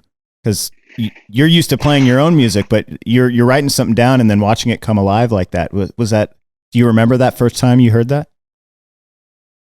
Oh yeah, magic. Where? That was the This was Enemy in Brooklyn. Right? Yeah, that was the first time. It was like the Enemy had this sort of sinister, very Russian melody going on. And I remember the first time I had recorded it just with our violin, maybe like 4 or 5 violins on top of each other. There's a certain phase, there's a phasing sound that isn't very good. When I first heard like the 12 first violinists play in perfect tune, like I played in many orchestras growing up, and I know that sound, but I had sort of been in a band for I don't know how many. I'd maybe seen the symphony in New York play, but that's different. And when you're in the room, and I saw them interpret the melody and get it right, and we decided exactly how much vibrato to use and exactly what the bow should be, and it came together, and then we tried it with mutes on it, and that was magic. It couldn't be, because you just been hearing it your own way, and then suddenly it's a different soundscape, and you're just like, oh my God, we're going to be okay. And I knew, because I was like, I felt like that, because it was like that melody, it's good melody. We think it's a good melody, it's fine. But it felt like it was being interpreted by musicians, and therefore it kind of made it real and elegant and professional. I don't know how to explain it. Yeah. But professional is good. Professional, yeah. Do you play on your own scores? Do you ever step in? Not for the orchestra. Well, sometimes for those improv sessions we did, I took my cello out and I would make them copy little things that I was doing and stuff. But generally, I found that to be a little bit like, oh, the guy's taking out his cello, so good. No, I was like, you know what I mean? I was like, I don't want to tell them even that I play strings. You're modest, man. I've been on dates where the composer gets so frustrated that he either goes to the piano or he takes his alto out and goes out onto the stage and says, "Man, you're missing," and everybody's like, "Wow, dude." No, with interpretive dance and serious metaphors, you can do it. Everything comes from metaphors for us. We use things like icy, glassy, and and you have to know how to talk to string players too. They're all different. The violins are different than the violas, and the violas are different than the cellos, and the cellos are different than double bass. And they all have different personalities, and you have to know how to talk to them. And violinists don't want too many instructions. Just give them one or two, and that's all they need. They're very proud, and they're very good at what they do. So if you say, guys, I need this to be quiet, glassy, Russian Siberian sound, just with a few horsehairs, and they're like, got it. and you're like, okay, hit it, and then we record, and then it's like pretty much there, and you're just like, thank you, but you have to know how to lead them. Like that guy's speaking my language. I love that. Yeah. I love that. First of all, it's very directorial. The great directors don't go to the great actors and say, "Let me spend half an hour telling you what I see." They do, icy, glassy, little Russian. Let's roll film, and so you're. Yeah. Are you guys going to be directing movies soon and hiring your own composers? Who knows? Maybe. And you never know with all of that. We talk about this all the time. Because now we didn't think of ourselves as film buffs or film composer buffs at all. But now it's like we receive movies that we have to consider, and we watch them with this critical thing, and it's turned into I remember it started out like, guys, we shot this film, and it's got one or two decent actors, but you should see the camera we used and the landscape. And it would be like, oh, cool, that's going to have good musical implications. Landscape, great. But then it was like, what is this movie about even? What is going on? And we'd be like, oh, who cares? There must be a good movie, because it's being made. It got greenlit. So, and then slowly we were like, there's a lot of terrible films. I think you should be freelancing for the Hollywood Reporter right now as a critic. It's such a huge area of, I will not mention the series, but I watched 2 episodes of a big, expensive series last night. We've all had this experience, and you think, are they on crack over at that studio? Who is spending that kind of dough for this kind of contrived, old-fashioned, badly shot, badly acted? Or is it me? But what's really interesting about the way you put it is, how do you politely come back to a director and you have to either pass, like, wow, man, you don't understand. I love this movie. I just, I have to rearrange my sock drawer for the next slammed right now. Yeah. Or the pipeline is so full right now. I just can't. Or if you get hired, but as you know, the great composers are filmmakers. And the great directors want to hear you say, Ang Lee and Ridley Scott, they would always turn to their composers and say, I don't know, man, this isn't working. And it's not just the music. And I would see the great composers, see Hans, see Michael Dana say, I think the scene's long. And if you have that kind of trust with your director, I hope that you're brought into the circle that way. Have you ever affected the actual edit of a scene to make the music work? I think so. I can't remember any specific times, but we give that feedback all the time. We're pretty, not like in a blunt way, but like when we're asked, usually we'll just give them our honest opinion. We did it we're starting a new film soon, and we watched the first cut, and we let them know what we thought about it. And I think that they definitely, directors who've worked with us before will take our advice. I don't know how. I love that. Yeah, but Saunder, you listen to how we discuss movies now versus 10 years ago. Yeah, we were like, oh, I don't know. Yeah, good.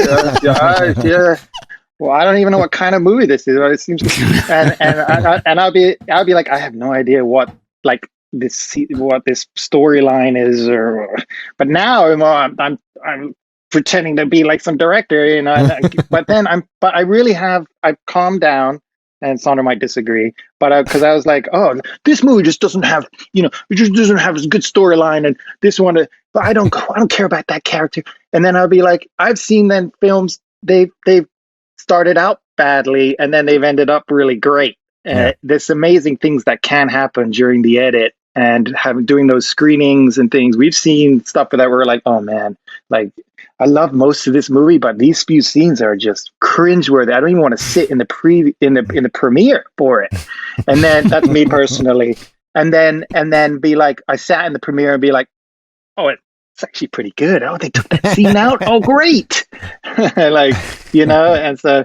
And I hate to say it, but sometimes the composer's contribution is something that you think this movie just sucks. This is horrible without, and it's temp music and it's no right sound effects. And they do both the kind of polish and edit and tweaking, but then suddenly a great composer comes in and did this like evolve overnight? Yeah. It just feels more complete. So, yeah. This first half of our episode blew right by. You guys are great. I'm having a blast. We're going to take a quick break, and then when we come back, we still have to talk about Ozark. You guys have a couple of documentaries on your upcoming list that we want to ask you about a little bit. I don't know how much you can dive into, but much more with Saunder and Danny. Stick around. We'll be right back. Hey, it's Matt Schrader here. If you like Score the Podcast, you're going to want to check out More Score, our new Patreon show for Score superfans. What's Patreon? Well, it's a website and an app that lets fans crowdfund the type of extra content you want. And now, More Score has it all on video. You can listen or watch right on the Patreon app. More Score already has the life stories of people you know, like Kenny and Robert from Score the Podcast, as well as bonus features, hangouts, and yes, original interviews, like Carlos Rafael Rivera from The Queen's Gambit on Netflix. Did you know he had to throw out his score and start fresh? More Score gives you insight into the film score world, and it's a beautiful addition to those of you who just can't wait for another episode of Score the Podcast. Best of all, More Score is year-round. No more off-season. Go to patreon.com/morescore or download the Patreon app and search More Score. Hi, this is Terrence Blanchard, and you're listening to Score the Podcast. Now let's get back to the show.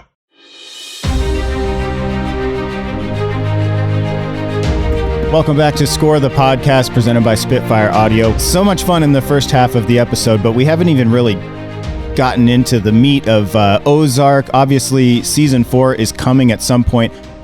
We're getting teased online. There's a bunch of fake release dates out there. Is there anything you guys can tell us about when it's coming? Is there anything that you can share first off about that?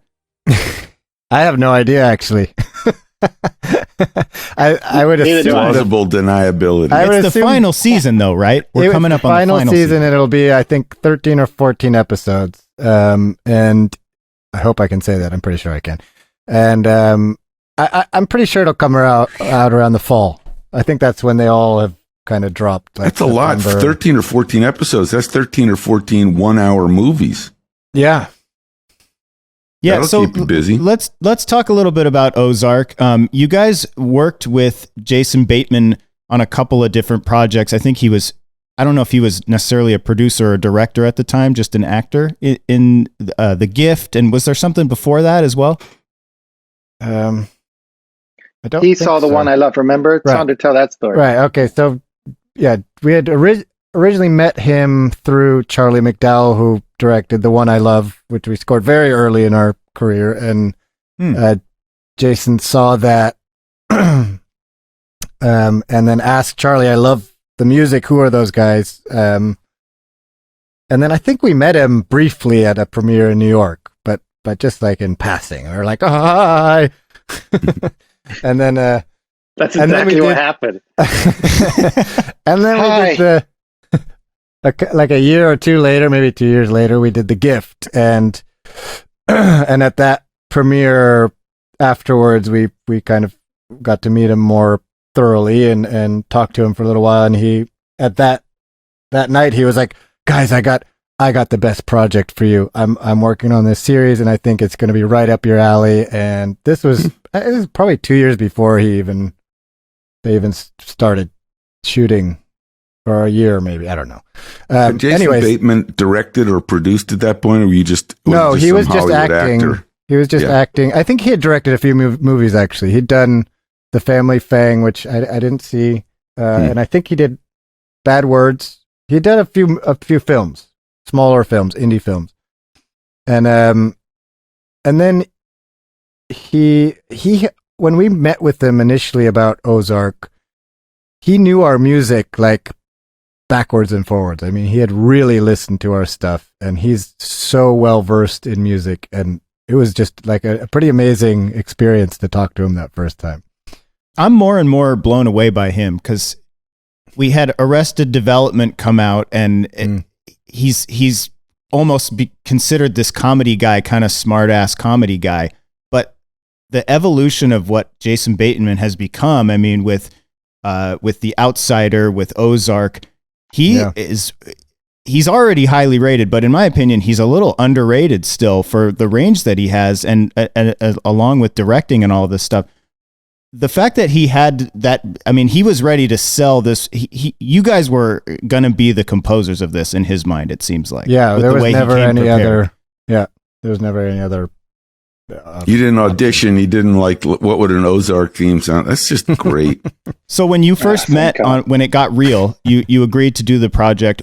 What kind of discussions do you have? Because this is coming off of Breaking Bad hype. This was definitely the show that fed my missing piece in my soul after Breaking Bad. It was like, what am I going to watch now? There's nothing. And this show came out and it filled that void. But are you taking any inspiration from shows like Breaking Bad? Are you like, where do you guys begin when you're trying to develop the sound for Ozark? Because it's dark, but then it's also like, there are times when it's a family kind of smart ass Jason Bateman, what you'd expect from him, but then it gets really dark. So there's a lot of different types of variety that you need in terms of the music.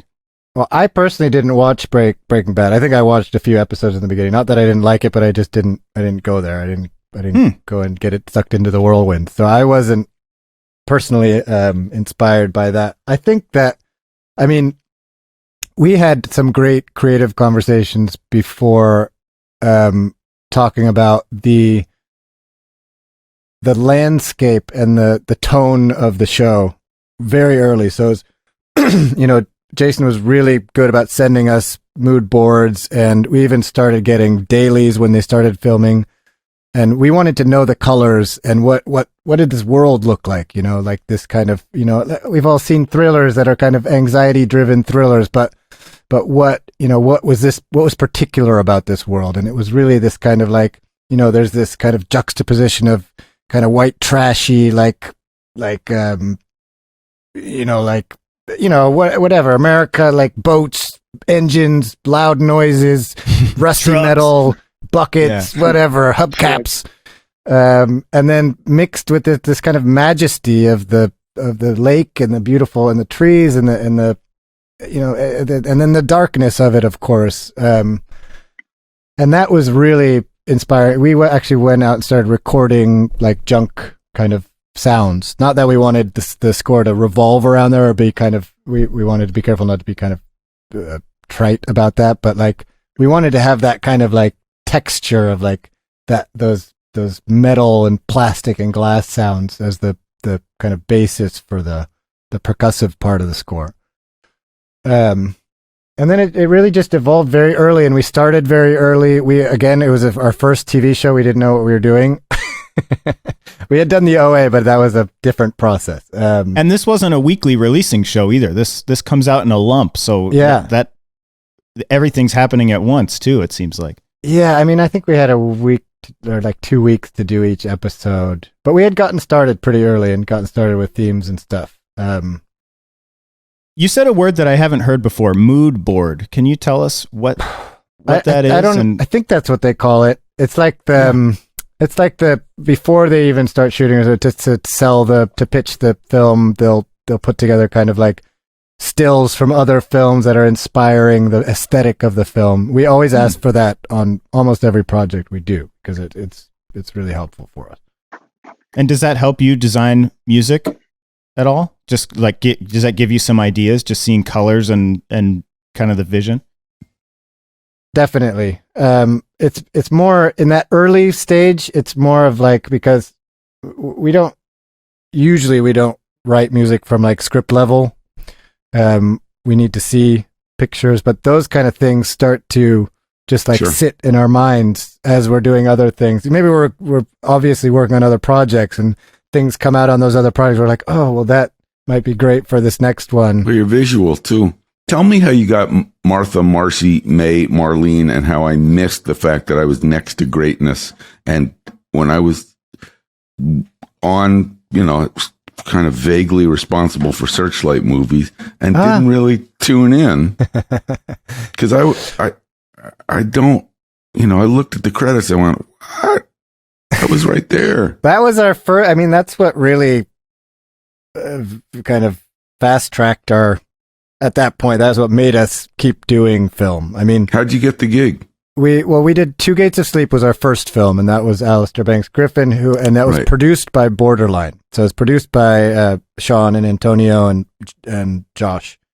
Yep. And then Sean, right after that, shot Martha, Marcy, May, Marlene, and asked us to score that. So we kind of just, we rode along with that group, and it was a kind of an interesting time because I feel like it was this resurgence of indie film, and especially New York indie film.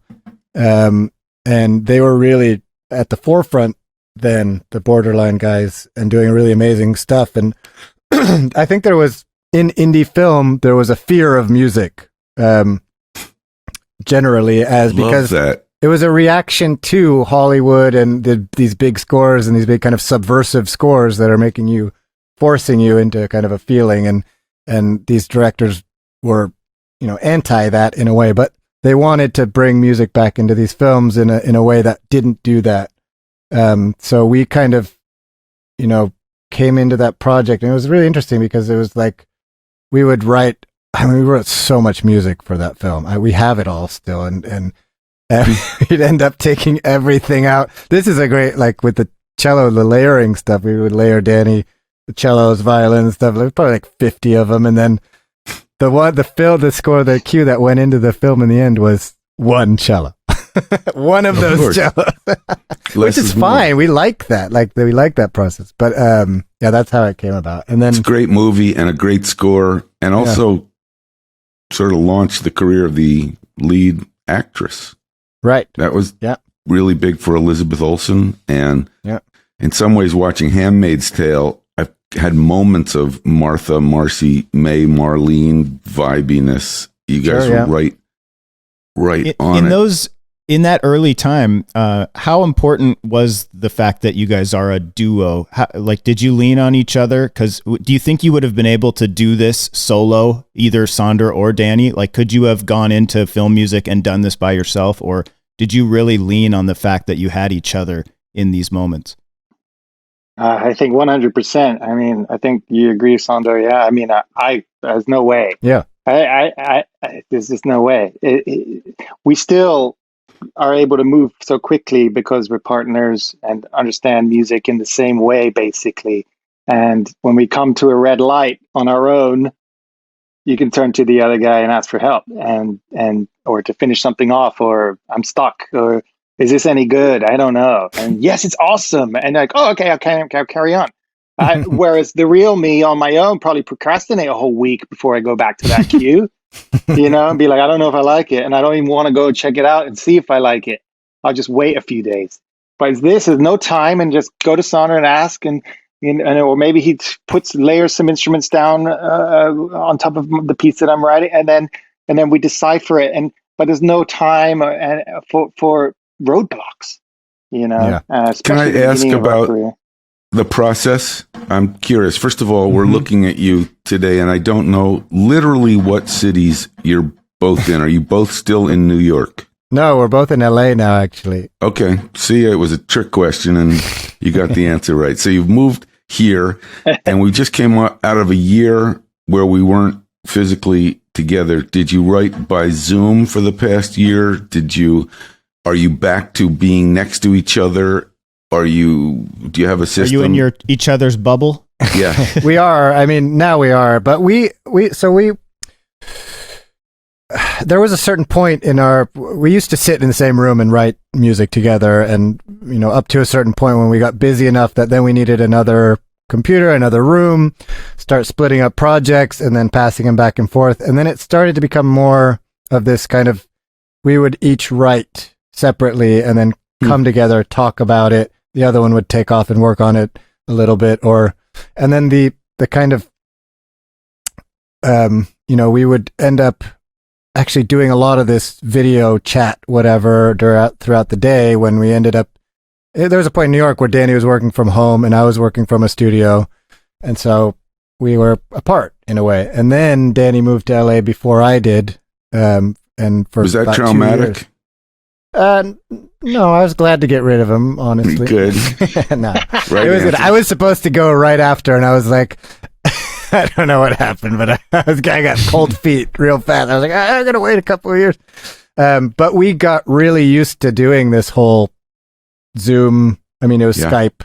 And it was, we do everything already. All of our sessions are on the internet on a server, and they just pass back and forth. And we liken the process to building a sculpture. And if you start, with a block of wood or stone or whatever, one guy chisels out a basic form and passes it to the next guy, and he shapes it a little more, maybe change it, maybe adds some stuff back or whatever, and we just keep passing it back and forth and with talk in between, but most of it is just work and doing it. But when you play for a director, there's so much, I haven't thought of this until this moment, that so many composers say the body language of the director in the room when you're hitting play and you're at the console and it's up on the screen in your studio or in his studio, hit play, you play it, and you can feel him either go, his shoulders go up, or he just looks at you and it's a high five and man, you nailed it and this is great, let's go on.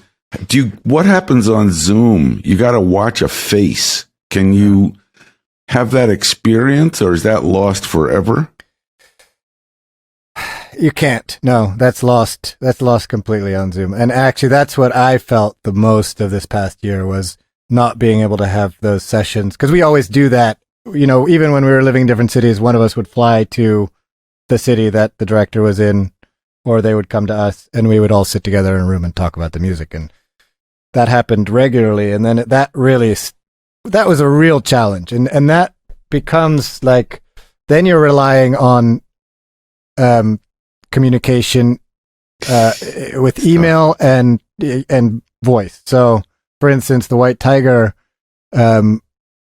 was Ramin, who's an amazing director but also an amazing communicator. I mean, he was able to communicate what he was feeling very clearly to us, even though it was complicated and sometimes we didn't get it, probably because we weren't in the same room. But I mean, we've also worked with directors that are not so good at that, and it makes it so hard. So it's kind of a... But you already articulated, in some ways, what you said was so wonderfully poetic about icy, glassy. Do you want it more? That's what you look for a director to tell you. If you could just, in a few words, because obviously the directors that are most difficult say, I don't know, man, it's too sad. And you think, what the fuck's, melancholy sad, or kind of existentially sad, or, give me something here. You've actually made me realize also, I used to have a rule, I was here at Fox making movies for 20 years. And the biggest problems had when the director and the composer were on different continents. And it happened a lot. Director's in LA, composer lives in London, and we'd have the primitive version of what we're doing now. It always ran into problems because they weren't in the same room. And the director would get off some bad video hookup, and the director would look at me and say, I don't think this is going to work, man. He doesn't understand. I'd call the composer and say, you got to fly to LA now. This gig's up for grabs. You got to, and now I don't know if you get that benefit. I mean, you're lucky if you're working with directors that get it. Yeah. Well, it's got to come back. On the upcoming projects, you think you'll be in the same room with directors? Definitely. I mean, Danny and I are both vaxxed now, and we'll make sure that happens. Are you hanging with Wolfgang Puck? We never got to meet Wolfgang Puck. Couple of documentaries you guys have coming up: Jacques Cousteau and Wolfgang Puck, who are great friends in real life, of course. How do you, when someone approaches you for a documentary, is it something that you guys are really passionate about? Were you captivated by some pictures? Like, how do you say yes to a documentary like that when you're really well in demand right now with a lot of big projects? Yeah, Cousteau is an easy one. You've got your underwater, endless possibilities musically, the awe of nature and the world and trying to save it. And you've got then this him as a character, which is he's an extraordinary fellow, and there's all kinds of musical opportunities with that. And then the relevance to global warming and where we're at now, and how it resonates with that. And then the directors and the post team were like, "We love you guys. You can pretty much do whatever you want." And we were like, "Okay, we'll do it." That was a really fun can you sign something that says what you just said, please? Yeah. Sample bubble sounds. And I know that there's a rumor that Wolfgang said you can eat at Spago for free for the rest of your life. So really? You heard that? I'm going tonight. I bet it's open again. Well, one thing we didn't touch on with you guys, and as we get close to wrapping up here, is the fact of the duo again. But when you sit down to work on a project, do you guys go at it together 100% the whole time? Or do you say, hey, why don't you take the B part, I'll take this part, and we'll come back to the table and see what we have? Because that's a unique process. Most composers are by themselves and they get to figure this out in their head and work it out. But you have the ability to work off of each other. But is that a pro or a con or both? It's a pro, and I think what happens is one of us naturally gravitates towards a film or whatever, and it's like somehow, like maybe Saunder will be leading it just ever so slightly, and like work on those first 5. He's like, I did 5 cues already. I want you to check them out, and I'll be like, I haven't even opened up the movie yet, and he'd be like, yeah, I wanted to work on it. I had some ideas, and I'm like, great. And then I'll go in and have a look. And already he's done 5 more by the time I look at the 5. So he's sort of leading it. And I'm like, wow, this is working great. I put some strings on this. I replaced a couple of things. And then we're like, wow, this is sounding really good. I'm loving it. You're loving it. This is great. And that's basically how we do it.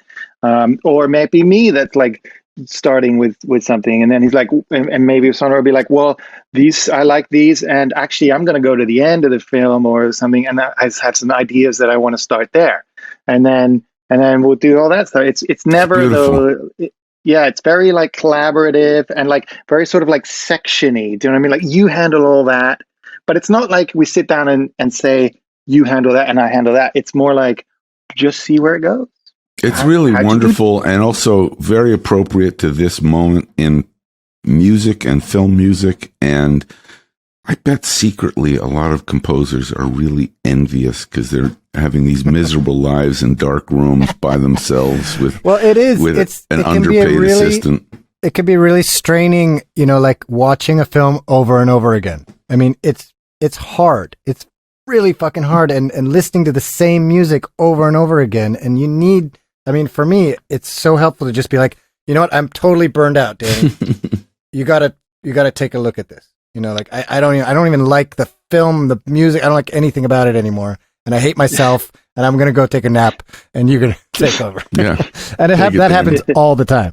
So the question, I think the remaining question is, when can all of our listeners see Priest Bird live?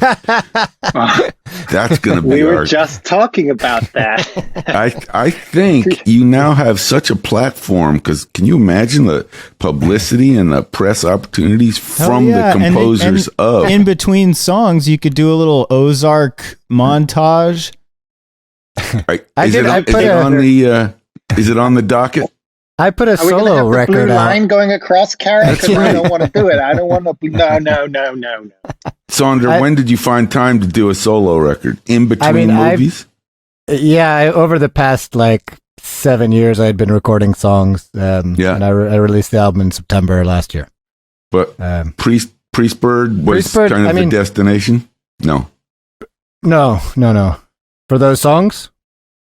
Or just in general? And more important, did the band Tarantula ever make any noise anyway, or did they just... No, the Tarantulas never. They were the Florida bar band. Terrible. Write them a nasty letter. Tell them they just... I'd love to check in and see where they're at. Lucky. Well, you guys, this has been fun, and we probably super could do creative, this again. Digging it, especially with two guests. There's so much to talk about, and you guys are a lot of fun. There's again, you guys have the Wolfgang Puck documentary coming up on the board. Jacques Cousteau documentary, Ozark season 4. If you haven't seen The Outsider, go watch it. I watched White Tiger last night, by the way, and it was one of the best experiences of watching a movie I've had in years. It's such a good movie, and the music is fantastic. Saunder Jurriaans, Danny Bensi, thank you guys so much for coming on the show today. A reminder to our listeners, you can follow us. There's a number of ways. Instagram, Score Movie, Twitter's at Score the Podcast, Facebook, Score a Film Music Documentary, and don't forget to subscribe to More Score on Patreon. Tons of exclusive content. The only place you can get it if you can't get enough of Score the Podcast. And also stick around after the show today. We're going to play you a little clip from Spitfire Audio so you can hear how to elevate your music with some of the different packages and sounds that they offer. That is a lot to say. Robert, take it away. I'm just going to say, Julia Garner, if you're listening, we're watching for you. And you make Ozark complete for many of us. But Danny and Saunder, I always learn from composers, but today was really super deep. Just to hear your approach. I dug it, and I appreciate your time. Thank you, Score listeners. Have a great week. Thanks, guys. Thank you. Hey, Score listeners, what a great episode, wasn't it? I mean, I love that. Rocked out. We're grateful for the support of Spitfire Audio. They collaborate with people like Hans Zimmer and the estate of Bernard Herrmann, great composer, to build sample libraries that elevate your music. You're about to hear a musical demo of what that sounds like. And Kenny's going to tell you the incredible deal that 3, you will 2, get. 1. I lost my script. Here it is. Yeah. Nice. Do you read a script? Are you telling me you don't have this memorized? Man, I walk around the back of my house. I don't know what happened here. My thing got cut off here. Let me just tell you right now. I don't need a script. 25% off your first order. We're going to go again. Ready? 3, 2, 1. No. Make me suffer. 3, 2, 1. We're giving you a deal that you can't believe. And I need a glass of water. 25% off your first order of Spitfire products by using the promo code SCORE2021. And as we teased at the beginning of the show here, we're going to play you a clip now from the Oliver Arnold's Stratus package, where these crazy sounds are triggered by what you play. Check it out.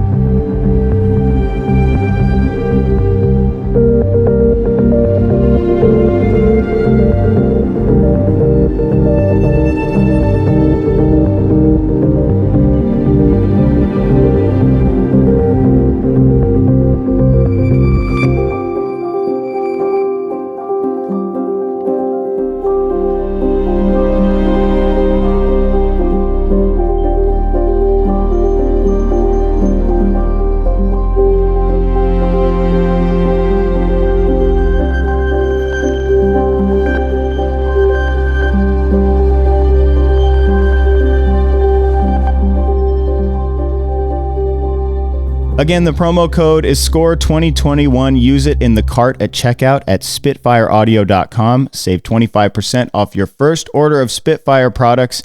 And it also lets them know we sent you because we're hooking it up here. You're our it's exclusive to you, Wake up! favorite listeners. Wake up! We will see you in a couple of weeks here on Score the Podcast. Peace out, baby.